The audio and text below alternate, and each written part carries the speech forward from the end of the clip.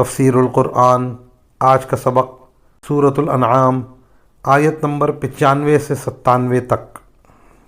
اعوذ باللہ من الشیطان الرجیم، بسم اللہ الرحمن الرحیم۔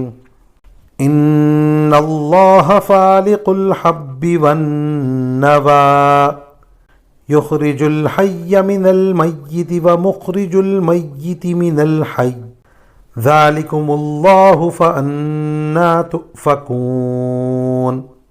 فالق الإصباح وجعل اللیل سکنا والشمس والقمر حسبانا ذالک تقدیر العزیز العلیم۔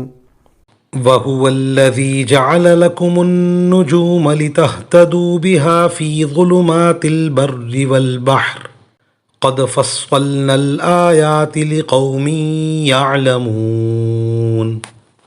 ترجمہ: بے شک اللہ ہی دانے اور گھٹلی کو پھاڑنے والا ہے، وہ جاندار چیزوں کو بے جان چیزوں سے نکال لاتا ہے، اور وہی بے جان چیزوں کو جاندار چیزوں سے نکالنے والا ہے۔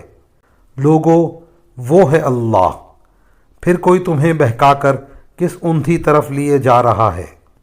وہی ہے جس کے حکم سے صبح کو پو پھٹتی ہے، اور اسی نے رات کو سکون کا وقت بنایا ہے، اور سورج اور چاند کو ایک حساب کا پابند۔ یہ سب کچھ اس ذات کی منصوبہ بندی ہے جس کا اقتدار بھی کامل ہے، علم بھی کامل۔ اور اسی نے تمہارے لیے ستارے بنائے ہیں تاکہ تم ان کے ذریعے خشکی اور سمندر کی تاریکیوں میں راستے معلوم کر سکو۔